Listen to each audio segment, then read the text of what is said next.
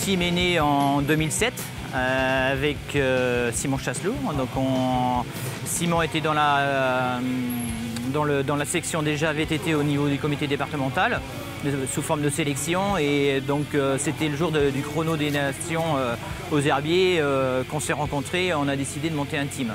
Autour d'une simple discussion, on s'est dit allez, on lance une équipe VTT vendéenne. Plutôt que l'un de nous deux structure et monte un gros club et qui accapare tous les VTTistes vendéens les meilleurs, on s'est dit on va les regrouper dans une structure, chacun sera dans son club. Et comme ça, on aura les meilleurs VTTistes vendéens et pourra aller participer à toutes les épreuves nationales. On s'est installé au niveau national, même international, puisque déjà on a un pilote de trial qui fait les Coupes du Monde.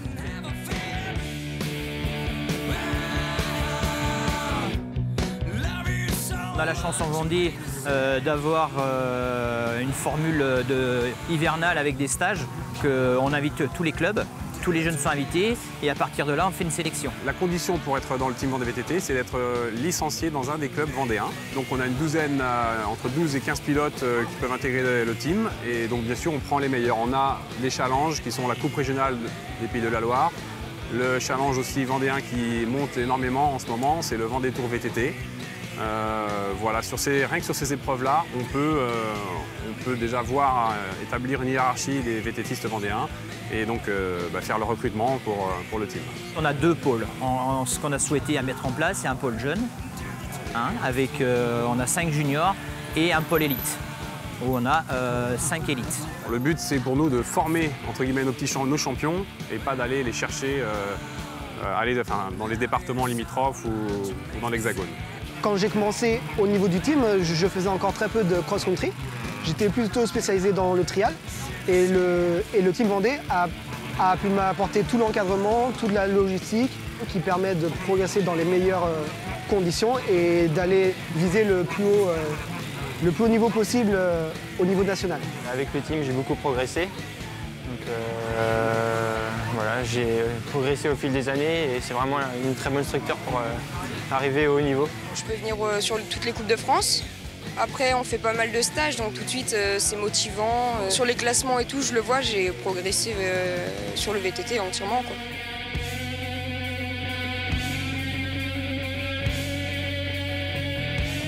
On a déjà notre directeur sportif qui suit les coureurs toutes les semaines. C'est lui l'entraîneur. Ça commence nous dès le mois de novembre par des premiers regroupements. Ensuite, on a l'avantage d'être tous vendéens, donc on peut se regrouper sur de nombreux stages. 1 ou 2 stages par mois l'hiver. L'année dernière, nous avons effectué aussi un stage en Espagne d'une semaine. Et donc ensuite, on enchaîne sur une saison à partir du mois de mars avec des épreuves régionales, locales, on va dire, et des épreuves nationales, voire quelques-unes internationales. En fait, on s'occupe presque de pas grand-chose, juste de nous. Puis tout le reste est pris en charge et ça, c'est bien pour le mental, quoi. On oublie tout. On se concentre juste pour la course, quoi. Les coureurs, quand ils partent en Coupe de France, ils ne vont à s'occuper de rien du tout. On s'occupe de tout ce qui est intendance, location des appartements et puis tout ce qui est nourriture.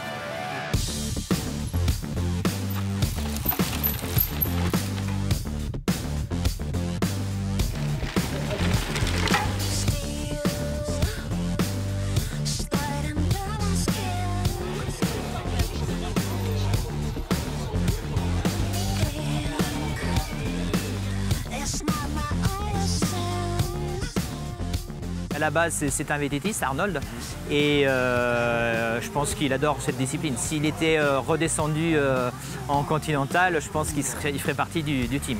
C'est vrai que moi j'ai commencé le VTT à l'âge de 12 ans. Je suis passé par plusieurs clubs, donc voilà, on s'est pas mal croisé avec certains coureurs du VTT. Après, je suis parti sur la route et c'est vrai que depuis 3 ans maintenant, je suis parrain du team et ça me fait plaisir. J'oublie pas aussi d'où je viens, donc après c'est aussi un petit clin d'œil pour leur dire que je les suis aussi. Là, j'ai retrouvé de temps en temps sur des stages, aujourd'hui sur une compétition, donc ça permet aussi de te tester et puis d'échanger. Moi, je leur donne des petits conseils parce que c'est vrai que c'est une discipline qui va ressembler un petit peu au cyclocross que je pratique toujours.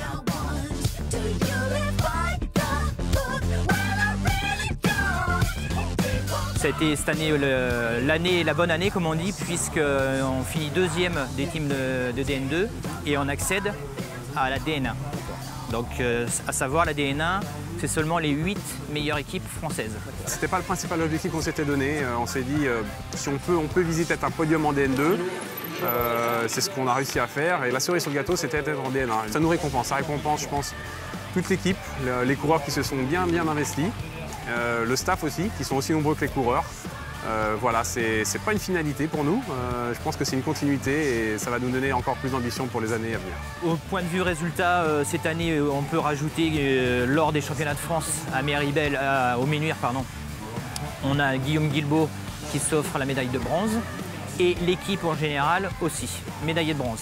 C'est vrai qu'il y a eu des beaux résultats sur les Coupes de France, notamment aussi au Championnat de France avec le podium de Guillaume. Donc ça, c'est une petite nouveauté aussi, de monter sur les podiums au Championnat de France. Donc pour eux, c'est quand même super important. Et donc on voit que chaque année, les coureurs progressent et ça, c'est super.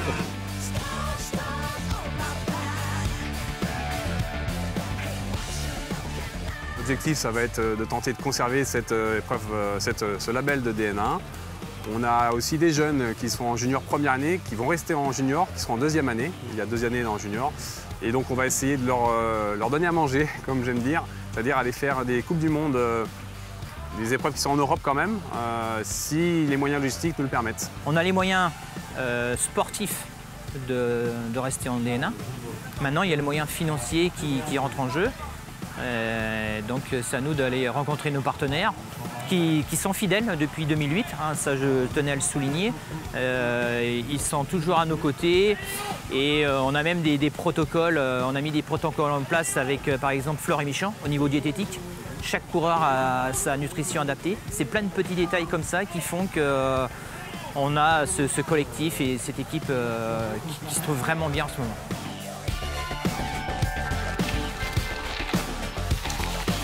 Est-ce que tu